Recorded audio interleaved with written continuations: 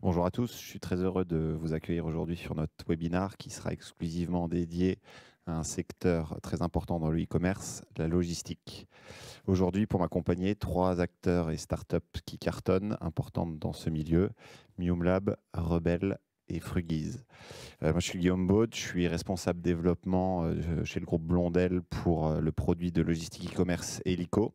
Helico, en 2023, c'est plus de 500 000 colis expédiés partout dans le monde, répondant aux besoins de plus de 150 clients sur toute typologie de produits, de flux et de choses et d'autres. Un des éléments et un chiffre que j'aimerais évoquer avec vous avant de donner la parole à mes invités, c'est que 64% des clients estiment que la qualité du service logistique est devenue plus important que le prix. Bonjour à tous, donc je suis Vincent Grimaud, je suis responsable logistique et supply chain chez Muum Lab ex Les Miraculeux. Alors Muum Lab, qu'est-ce que c'est aujourd'hui? Muum Lab, ce sont des compléments alimentaires sous forme de gomme fouettée appelée gummies. On a une large gamme de produits allant du sommeil à la ménopause pour les femmes, passant par l'acide hyaluronique, par le magnésium, par le fer, par la détox. Je vais laisser mes camarades se présenter aussi avant de commencer. Bonjour à tous, du coup Florent, fondateur et CEO de Frugiz, donc une food tech qu'on a cofondée avec ma mère il y a un peu plus de 2 ans. L'idée c'est de réinventer la consommation de fruits et légumes dans son ensemble avec une première gamme de produits qui sont des fruits et légumes lyophilisés sous forme de poudre qu'on vient resolubiliser en liquide et qui permettent à l'usager, le consommateur, de consommer la moitié de son apport journalier en une seule prise, donc un seul sachet, pour justement combattre cette idée que 9 personnes sur 10 à l'heure actuelle dans le monde et en Europe et même en France ne consomment pas les doses recommandées, en tout cas les quantités recommandées par les grandes institutions comme l'OMS et autres, pour avoir une santé optimale et limiter le risque de maladies non transmissibles, type diabète et autres. Et l'idée, c'est aussi de répondre à une deuxième problématique qui est que ce manque de consommation induit aussi un gaspillage sans précédent, puisqu'à l'heure actuelle, on jette 30%, un peu plus de 30% de tout ce qui est produit en termes de fruits et légumes dans le monde. Donc voilà un petit peu la solution. Et du coup, je laisse la parole à Jade. Bonjour à tous, donc Jad Mouadib, fondateur et CEO de Rebel. Donc Rebel, c'est une marque qui commercialise des bonbons qui sont véganes et sans sucre, le tout fabriqué en France, conditionné dans des emballages 100% recyclables. Et nous, en fait, on est parti d'un constat simple aujourd'hui, c'est que il y a 6,8 kilos de bonbons qui sont mangés par seconde en France. Donc c'est colossal et aujourd'hui tout le monde veut consommer du sans sucre, tout le monde veut consommer du plus sain, du plus naturel sans forcément vouloir se priver. Donc nous ce qu'on fait c'est qu'on réinvente les bonbons préférés des Français en mieux. Donc on vient pas innover au niveau de la forme ou du goût. On vient bénéficier de la notoriété des formes et des saveurs qui sont déjà ancrées dans la tête des consommateurs. Donc on refait les bouteilles de cola, les oursons, les sucettes. On vient juste donc innover au niveau de la recette. Donc nos produits sont sans sucre, vegan, les arômes et les colorants sont naturels et sont aussi bons que les bonbons classiques, puisque effectivement des bonbons qui ne seraient pas agréables en termes de goût, ça n'a pas de sens. Et donc voilà. Ça me permet d'attraper la balle en vol un petit peu pour rappeler l'historique qu'on a avec vos trois marques. Donc effectivement, on a Mium qui est un petit peu notre success story qu'on accompagne depuis le début, depuis 5 ans, qu'on a su voilà, accompagner sur la montée en croissance, la diversification des flux B2B, B2C, du retail, de la parapharma, etc. Jade avec Rebel qui pareil, qui est un petit peu depuis qui est un bébé hélico, mais qui est là depuis le début et qui est en train d'exploser. Et du coup, un des derniers, ça me permet aussi d'introduire Florent, qui est un des derniers arrivés. Et justement, si tu peux un petit peu nous parler de ce parcours et puis des enjeux, qu'est-ce qu'on fait que tu te retrouves ici chez nous et je l'espère tu es satisfait. Non, clairement, en fait, je rejoins surtout ce que disaient Vincent et Jade, notamment sur 2 phases. Il y a la phase où on va être au début de l'aventure, on va expédier très peu de commandes. Nous, je sais qu'au début, on l'a fait nous-mêmes, c'est-à-dire qu'on préparait du coup avec ma mère qui est ma cofondatrice les colis directement à la maison. Donc moi, ma chambre clairement était devenue un centre logistique, un mini centre logistique. C'était de la préparation, je mettais les colis dans la voiture, je les emmenais le lendemain matin. C'était de la logistique qu'on faisait nous-mêmes, mais parce qu'il n'y avait pas énormément de flux. Et directement, nous, ce qui s'est passé, c'est que donc on a envoyé nos 2000 premières commandes nous-mêmes à la main, donc en prépa à la maison. Et après, on s'est rendu compte que c'était plus gérable pour notamment des problèmes, plus de charge de travail.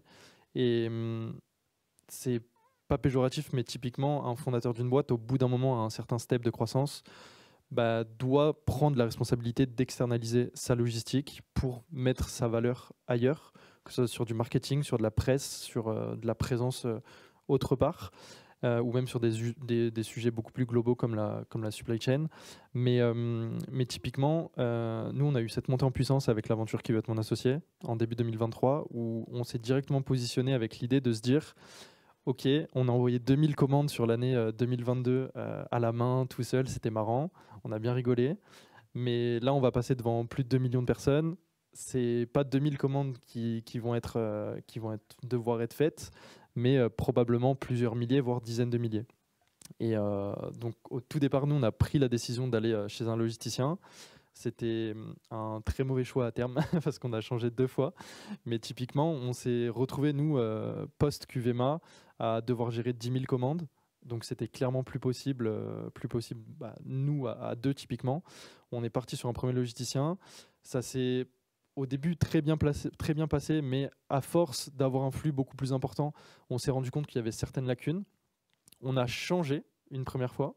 On est allé chez un deuxième où là, l'expérience était encore pire que la première.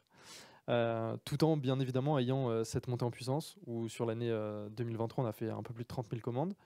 Et typiquement, on a décidé, donc, comme tu le disais, de rejoindre l'aventure Helico à partir de cette année 2024, donc ça fait un peu plus de 2 mois maintenant, pour plusieurs raisons, notamment par rapport au feedback que j'avais eu de Vincent, de Jade, qui sont justement chez Helico depuis le tout début, mais surtout aussi par un point qui est central, et on l'a compris après justement ces 2 expériences logistiques, c'est que pour nous, en tout cas c'est notre thèse à nous, Fruities, c'est qu'un logisticien, on ne doit pas choisir un logisticien par rapport à la fame, par rapport à certaines marques qu'il a, parce que c'est marketé, que c'est très beau, mais plus par rapport à un logisticien qui va comprendre un modèle, et le modèle précis d'une marque n'est pas typiquement celui de Fruities, n'est pas le même que les Miraculeux, enfin que Mium Lab, n'est pas le même que Rebelle. Nous, on a excessivement beaucoup de pics dans nos commandes, on a une moyenne de 30 pics en général, donc on doit devoir avoir en ligne de mire, en tout cas pour une boîte qui se lance et qui veut externaliser sa logistique, le fait de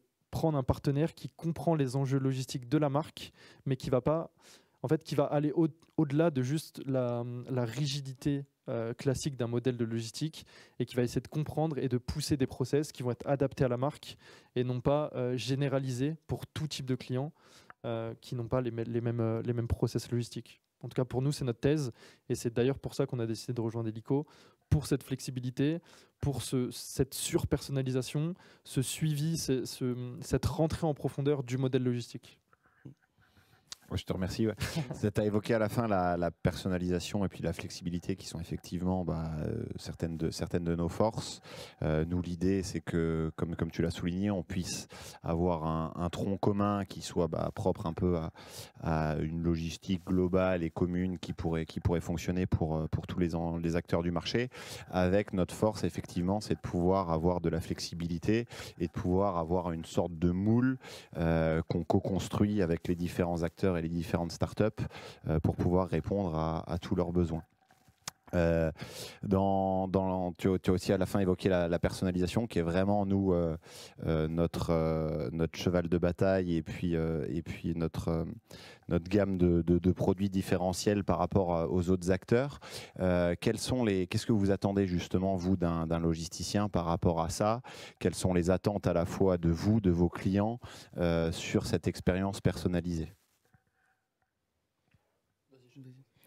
En fait, c'est assez simple, mais c'est assez simple et très compliqué à la fois. En fait, nous, ce qu'on va attendre, c'est exactement ce que Florent disait, c'est que notre partenaire soit notre partenaire, c'est qu'on ne soit pas un simple client, qu'ils comprennent les enjeux de la marque, qu'on co-crée l'expérience client ensemble, qu'on itère ensemble, qu'il y ait une véritable collaboration.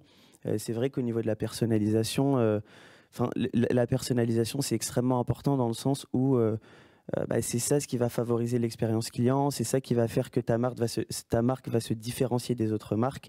Et nous, on le sait, c'est ce que je disais tout à l'heure, des business comme les nôtres où il y a beaucoup de réachats, puisque c'est des produits qui sont des consommables, l'expérience client, c'est nécessaire parce que si l'expérience client est mauvaise, le client ne réachète pas.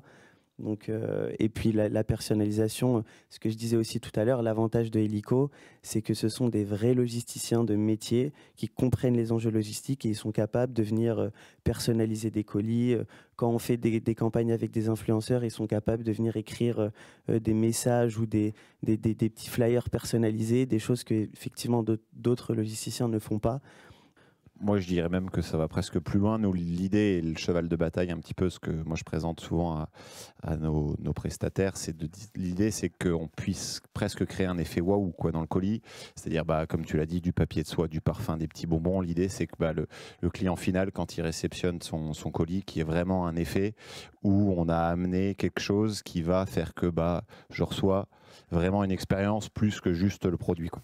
Et il faut que notre partenaire, je dis bien partenaire, pas prestataire, soit capable de comprendre quels sont nos enjeux, quel message on veut véhiculer pour que le client, quand il ouvre un colis, il entre dans l'univers de la marque. Et ça passe par la logistique.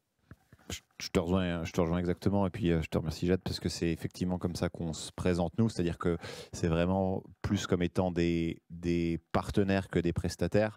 Ça me permet justement aussi de switcher par rapport à ça sur la partie transport où on intervient vraiment nous comme le bras armé, votre bras armé au niveau du transport avec la négociation des prix, des grilles, etc. qu'on va faire pour vous. Il me semble qu'on avait une stat, c'était effectivement 88% des acheteurs considèrent que la livraison est un critère essentiel d'achat. Donc par rapport à ça, nous on va s'occuper de s'occuper de cette partie SAV, relation transport avec vous. En quoi cette partie-là, elle est aussi à la fois essentielle pour vous et en quoi le service qu'on propose ou justement l'assistanat par rapport à ça est important pour vous. Alors moi j'aimerais quand même dire sur la personnalisation. Parce que j'ai pas eu mon mot à dire. Donc pour revenir à la personnalisation, moi je voulais faire 3 points en plus. Le premier c'est le point pour le colis. Quand on est arrivé, quand les miraculeux sont arrivés à l'époque avant d'être Mium Lab, on n'avait pas de carton, on savait pas faire grand chose entre guillemets. On avait nos produits, on avait 3 produits, on avait 3 références. Il fallait qu'on les envoie aux gens. Et on était conseillés par les équipes Helico. Quel colis on peut utiliser, on peut mettre du papier de soie, on peut mettre un flyer, pour le fermer on peut mettre du scotch, une étiquette, on peut faire des étiquettes, ça peut être bien. Et c'est vrai que c'est vachement intéressant d'avoir de l'aide d'un point de vue extérieur avec votre expérience, avec tous les clients qu'il y a. Donc ça c'était un point hyper important. Ensuite aussi un point que moi j'adore, c'est que les préparateurs ils connaissent nos produits, ils nous connaissent. Ils sont habitués à faire nos commandes. Des fois, ils voient des erreurs. Moi, je sais que des fois, il y a des problèmes de qualité. Ça arrive. Hein. Ils voient que le pot est abîmé. Ils voient que le pot est à moitié rempli. Ils disent, tiens, c'est pas normal. Ils mettent ça de côté. Et ça nous évite des erreurs, des réclamations clients. Et c'est super bien. Du coup, et pour continuer, donc on a parlé un petit peu de cette partie accompagnement sur tout ce qui est logistique, etc. On était en train un petit peu d'évoquer le transport. En quoi pour vous aussi, c'est ce que je vous demandais, en quoi c'est essentiel cet enjeu, cette partie transport et accompagnement vis-à-vis de ça? Et au-delà même en fait de cet aspect-là, moi ce que j'ai noté et remarqué, c'est une des premières remarques qu'on t'avait faites, notamment à toi ou même aux autres personnes qui s'occupent du transport chez vous, c'est que par rapport à nos 2 expériences passées de logistique, généralement les logisticiens te poussent la solution la moins chère parce que tu veux optimiser tes coûts, parce que tout est question de coûts entre guillemets aussi dans le e-commerce. Mais généralement, nous en tout cas on en fait une généralité par rapport aux 3 différents logisticiens qu'on a fait. Et en fait, on se rend compte que généralement, les solutions les plus discount proposées sont aussi des fois les moins efficaces. Et en fait, des fois, il faut mieux rajouter peut-être quelques centimes, quelques dizaines de centimes sur un transporteur pour une solution de relais ou de domicile, mais qui va être totalement game changer pour l'expérience d'achat. Le point relais ne va pas changer de 30 km, il ne va pas y avoir quelques problèmes de suivi et autres. Et donc, vous avez aussi ce rôle-là de proposer une multitude de transports différents, mais d'avoir surtout l'intelligence et la présence d'esprit de se dire « Ok, on est là pour forcément vous aider à améliorer vos unit economics, vos chiffres financiers comme tout le monde, mais vous avez aussi ce conseil et ce recul de dire ok, cette solution elle est peut-être moins chère, mais nous d'expérience et des échanges qu'on a avec d'autres logisticiens, avec les transporteurs, avec ce que nous remontent comme data aussi nos transporteurs, on sait pertinemment que cette solution qui est peut-être plus chère va vous permettre de gagner en efficacité de X%, et donc forcément de favoriser une expérience de réachat pour le client derrière. Donc je pense que c'est très intéressant aussi d'avoir ce rôle aussi de conseil qui est super important pour des marques dans une croissance où des fois, c'est pas forcément là où tu irais mettre le nez ou tu irais regarder parce que tu es focus sur ton opérationnel, sur ton marketing, sur autre chose. Mais vous avez ce rôle pour dire attention, warning, on est là pour vous conseiller. Vous en prenez compte, tant mieux. Vous en prenez pas compte, tant pis. Mais en tout cas, on est là pour le noter. Oui, et comme tu disais, c'est aussi mine de rien, c'est un métier, quoi. C'est-à-dire que la logistique, le transport, c'est un métier à part entière sur lequel, comme vous l'avez souligné, il est nécessaire et logique d'être accompagné. Et c'est ce qu'on essaye de faire du mieux qu'on peut avec tous nos clients, avec effectivement tous nos contrats de transport sur lesquels on a des recommandations, des préconisations, etc. pour essayer de trouver le bon produit de transport qui va accompagner soit le bon client ou même le bon produit, parce qu'il peut y avoir des spécificités à l'intérieur des bases articles de chacun de nos clients. Ça peut même aller pousser jusqu'aux régions ou jusqu'au pays, sur lesquels on va essayer de recommander ou de préconiser le produit de transport le plus adéquat. Et puis je rebondis juste sur un truc que j'ai oublié d'en parler, mais ce qui est génial aussi, c'est la diversité des possibilités de transport, notamment à l'international. Et ce que j'ai remarqué aussi, ce qui m'a plu en échangeant avec notamment d'autres logisticiens à l'époque où on lançait la boîte, moi j'ai eu l'impression que chez d'autres, en fait, on t'impose une grille, on t'impose des transporteurs. Et je pense que c'est très important que notre partenaire, du coup, soit flexible en fonction de nos désirs et aille chercher si le produit qui pourrait nous convenir n'est pas, si vous ne l'avez pas, c'est très important que vous puissiez aller le chercher, aller essayer de négocier d'autres choses, réfléchir à la meilleure manière de fonctionner. Et moi, je l'ai vraiment ressenti sur l'international, parce qu'à l'international, on peut faire du DHL, on peut faire du Colissimo, on peut faire de l'UPS. Et en fonction des pays, l'un est plus avantageux que l'autre et inversement. Et donc, ce que disait Florent, c'est totalement vrai. Ce conseil-là sur quel transporteur est bien pour tel marché, c'est hyper important pour nous puisque c'est pas notre métier, on ne connaît pas forcément. Et je trouve que c'est assez valorisant. Pour reprendre ce que tu disais, effectivement, nous, c'est une de nos forces, c'est-à-dire que sur notre business model, on ne gagne pas d'argent avec le transport. C'est vraiment, donc on n'a pas d'intérêt à pousser un produit transport, un transporteur plus en avant que l'idée, c'est vraiment, encore une fois, pour reprendre cette logique d'accompagnement, de vous accompagner sur quel est le bon transporteur pour le bon pays, etc. Et qu'au final, ce qui va en découler, c'est une expérience client qui est plus fluide, qui est moins de soucis sur le SAV, qui est moins de réclamations, etc. Donc, c'est vraiment dans cette logique-là et via notre business model qui a été co-construit comme ça qu'on va essayer d'être optimal sur cette partie-là et sur cet accompagnement. De mon côté, moi, c'est un petit peu particulier parce que moi, j'ai à la fois mes transporteurs chez vous et j'ai aussi vos transporteurs. Donc, c'est quelque chose qui est bien pratique, c'est que on peut avoir plusieurs comptes. Moi, Chronoboss, c'est mon compte, Colissimo, c'est votre compte, entre autres. Et non, c'est vrai que par rapport à l'expérience client des e-acheteurs, c'est que vraiment, en France, on sait que nos clients, ils aiment bien être livrés en boîte aux lettres. Voilà, c'est français. Hein. On va être livré à la maison, dans la boîte aux lettres, par Colissimo. Ça coûte cher. Hein, voilà. Si on passait par vous, on ne pourrait pas se permettre, je pense, d'avoir un contrat Colissimo qui serait hors de prix. Donc c'est vrai que c'est le gros avantage ici. Et que je rebondis sur ce que disait Jade, c'est vrai que l'avantage, c'est qu'on peut choisir vraiment le transporteur qu'on veut. Il y a un choix, il y a un grand choix. Je sais pas, vous avez peut-être 10 transporteurs différents. Et c'est une force parce que c'est vrai que nous, chez Mium Lab, on livre partout dans le monde. Et c'est vrai que y a des transporteurs qui sont plus ou moins chers.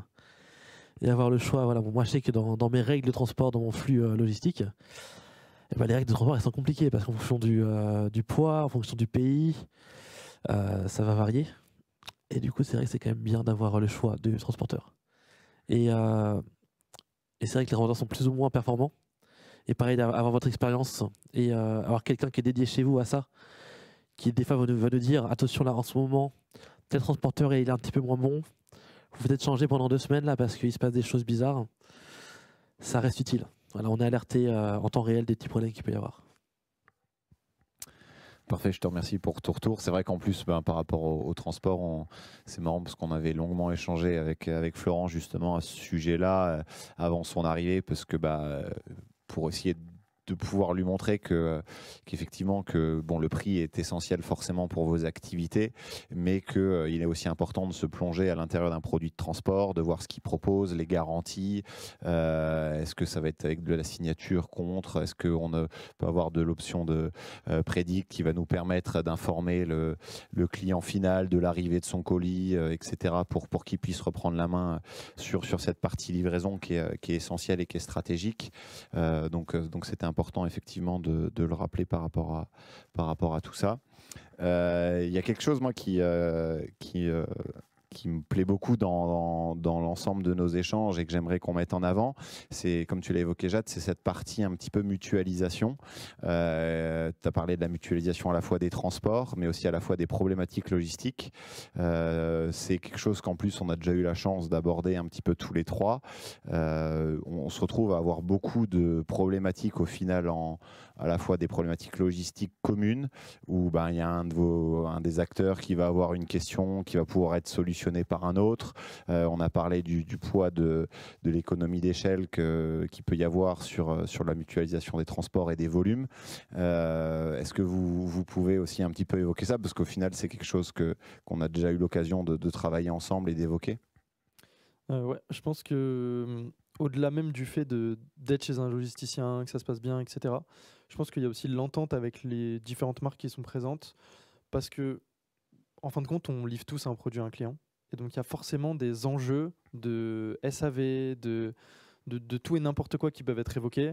Et typiquement, je dis une bêtise, mais une marque qui a un service client beaucoup plus poussé qu'une autre peut identifier un problème peut-être plus rapidement qu'une autre marque qui n'était pas forcément mise à disposition ou solutionnée à un niveau un peu plus poussé par le logisticien. Et donc, on peut aussi faire évoluer les outils en parallèle du logisticien.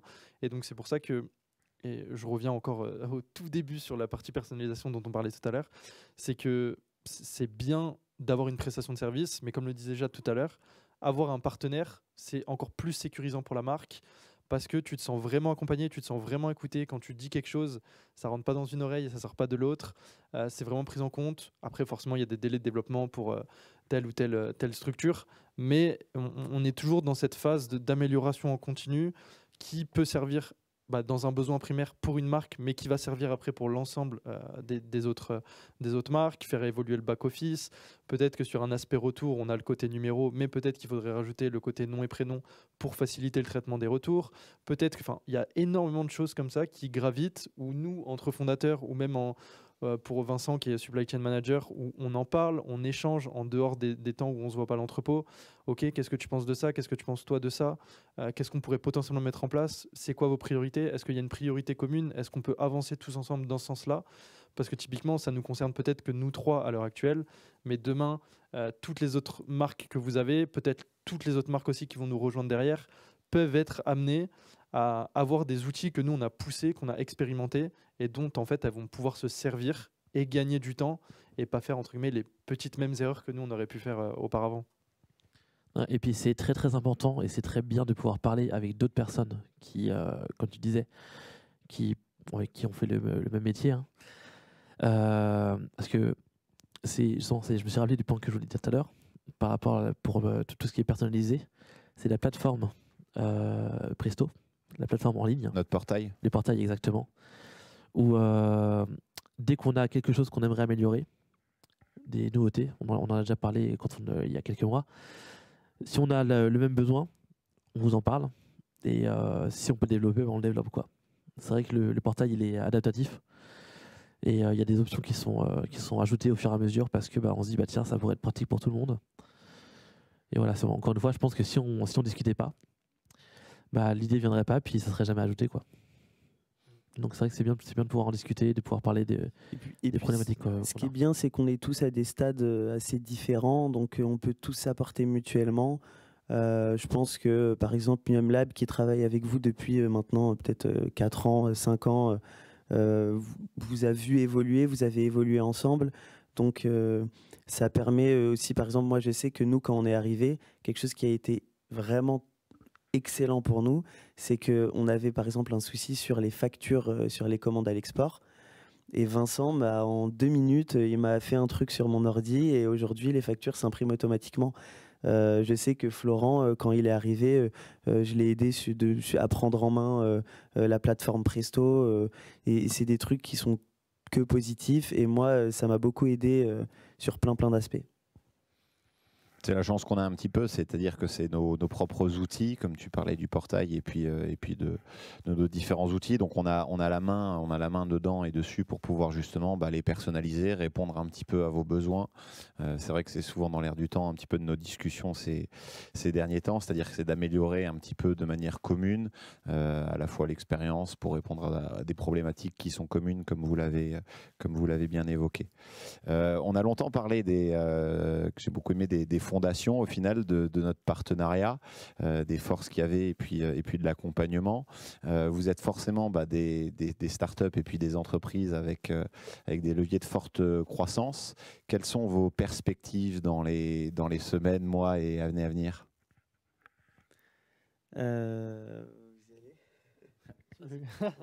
Allez, je m'envoie au charbon.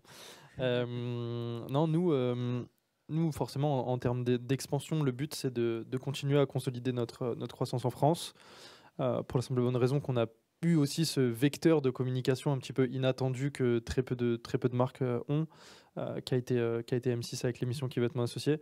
Donc le but, c'est de consolider notre modèle déjà sur le marché français. On commence déjà à identifier petit à petit des marchés européens qui peuvent être potentiellement très intéressants pour nous, où on a quelques commandes qui tombent à l'heure actuelle, et encore une fois, pour toutes les raisons qu'on parlait tout à l'heure, d'identifier à chaque fois le transporteur qui peut être adapté à tel pays pour les premières commandes, en tout cas, commencer à lancer un marché, avoir la meilleure expérience cliente possible. Et donc nous, oui, le but sur l'année 2024, c'est d'expédier un peu plus de 100 000 colis. C'est quelque chose, je pense, qu'on arrivera à faire, pour la simple bonne raison que sur les 2 premiers mois de l'année, on est déjà en avance sur les volumes. Et après, dès 2025, c'est d'aller attaquer une 2e place de marché qui, pour nous, sera l'Allemagne. Du coup, nous, par rapport aux enjeux, là, nous, on vient de finaliser une levée de fonds. Donc aujourd'hui, on est en période de très forte croissance, tant sur le B2B que sur le B2C. Et c'est vrai qu'on a des enjeux. Donc en B2C, bien entendu, les volumes augmentent de manière considérable. Notre enjeu sur 2024, je pense, et c'est pour ça qu'on co-crée ça ensemble, c'est l'expérience client. C'est que ce soit automatisé, que les colis soient beaux, soient agréables à recevoir. Donc c'est là-dessus qu'on travaille. Or, bien entendu, l'augmentation des volumes et scaler le business. On va avoir un gros enjeu aussi d'omnicanal, puisque nous, on fait du chiffre en B2C et du chiffre en B2B. Et c'est ultra important aussi, on n'en a pas parlé depuis le début, mais cette flexibilité que vous avez à être capable d'être performant sur du B2C, donc sur du e-commerce, et à être capable d'être performant sur du B2B, sachant que c'est 2 métiers qui sont, selon moi, totalement différents. Le B2C, c'est du pic, donc le e-commerce. Le B2B, ça va être de la palette. Donc, c'est selon moi des choses qui n'ont rien à voir. Et vous êtes capable de vous adapter à ça, capable d'être performant tant sur l'un que sur l'autre. Donc, nous, nos enjeux, ils vont être là, donc croître très fort. Et du coup, donc j'ai une question à te poser. Comment vous vous sentez de nous accompagner sur cette croissance, donc sur le B2C et sur le B2B, puisque les volumes vont augmenter x10 sur les 2 canaux. Et ben comme tu l'as bien spécifié, effectivement, donc il y a quelque chose qui est très important, c'est à la fois la segmentation entre le B2B et le B2C, qui est une de nos forces aussi, c'est-à-dire qu'on arrive très bien à identifier potentiellement une commande, votre besoin, avec tout un tas de règles de segmentation, à avoir des profils de préparation qui sont différents, des procédures de picking, des procédures d'emballage, des préparateurs qui vont être formés spécifiquement sur soit du B2C, soit soit du B2B avec les contraintes que ça engendre. Donc ça, c'est déjà un premier élément de réponse, c'est-à-dire que nous, on va réussir à segmenter et puis répondre à vos besoins pour pouvoir préparer en temps et en heure vos différentes commandes, vos différentes pics d'activité, vos différentes livraisons urgences, prioriser des commandes, etc. Et puis sur l'accompagnement global et la montée en puissance de vos activités, on fonctionne nous avec tout un tas de prévisions. On a mis maintenant de l'IA là-dedans qui va nous permettre de capitaliser sur votre historique, sur de la météo, sur des jours fériés, sur des fêtes des mères, des fêtes des pères en fonction de la typologie des produits, de la saisonnalité, etc. qui vont nous permettre via de l'IA d'avoir un système de prévision. Comme tu l'as dit, on échange aussi énormément au quotidien. Dès que vous faites des opérations marketing, dès que vous allez mettre en avant un produit, un lancement, une opération commerciale, des soldes, etc., pour pouvoir adapter cette prévision-là et y répondre de la manière la plus précise pour mettre nous en face le nombre d'opérateurs qui sont conséquents et qui sont nécessaires à la préparation et expédition de vos commandes en temps et en heure.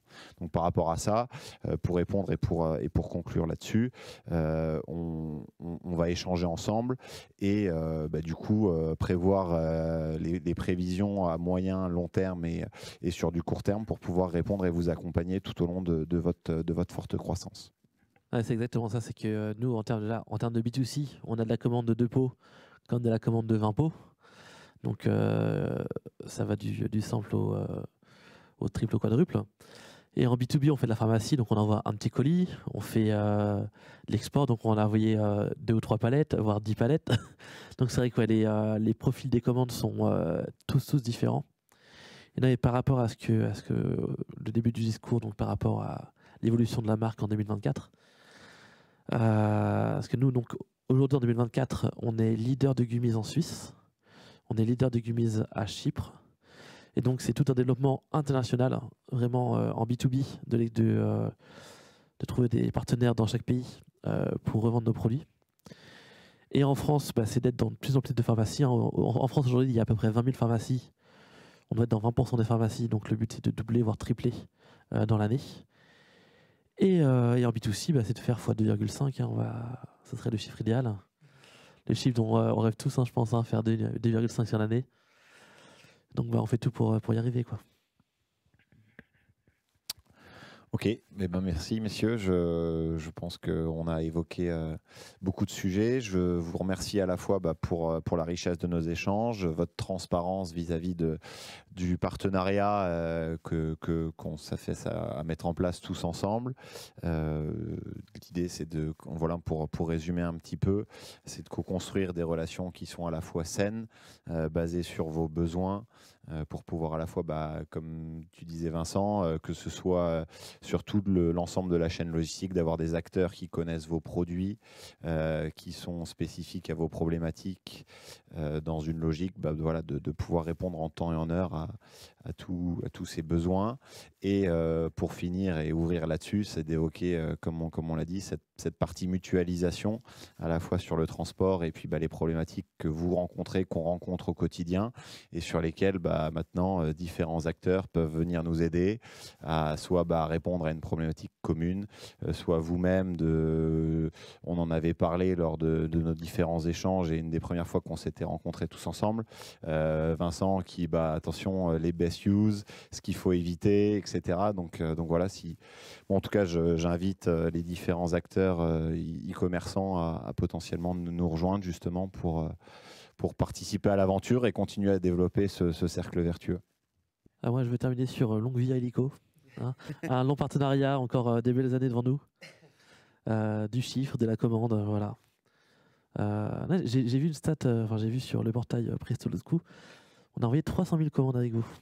Voilà, on a dépassé le chiffre il y a quelques semaines. Mais rassure-moi, c'est que le début. C'est que le début, on va aller au million, au moins au million. Impeccable. Bon, je ne sais pas si Florent, tu veux conclure, mais en tout cas... Non, nous, on n'est pas encore aux 300 000 commandes chez Illico, vu qu'on est arrivé pour depuis l'instant aussi. un peu plus de 2 mois, mais le but, c'est d'y arriver au fur et à mesure du temps. Mais pour rejoindre ce que disait Jade, pour vraiment conclure, c'est que nous, au début, on a été beaucoup dans cette logique où on est surtout happé via les réseaux sociaux professionnels de plein de logisticiens qui font beaucoup de marketing et qui forcément se rendent un peu plus sexy que des logisticiens traditionnels qui sont des vrais logisticiens de métier.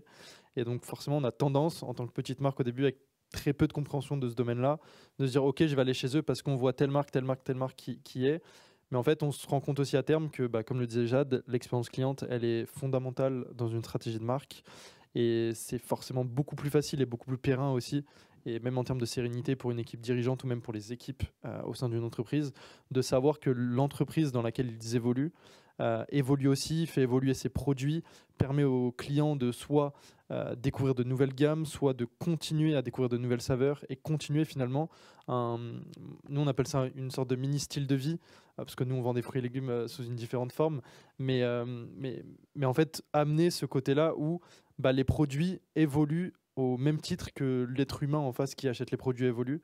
Et ça, c'est super important à mettre en premier lieu, je pense, dans une stratégie de marque pour de la sérénité et de la pérennité à l'avenir. Eh bien parfait, il ne me reste plus qu'à vous remercier tous pour nos échanges et puis comme dit encore une fois sur la transparence de tout ça. Merci beaucoup et puis longue vie à Illico. Merci beaucoup. Merci, à bientôt.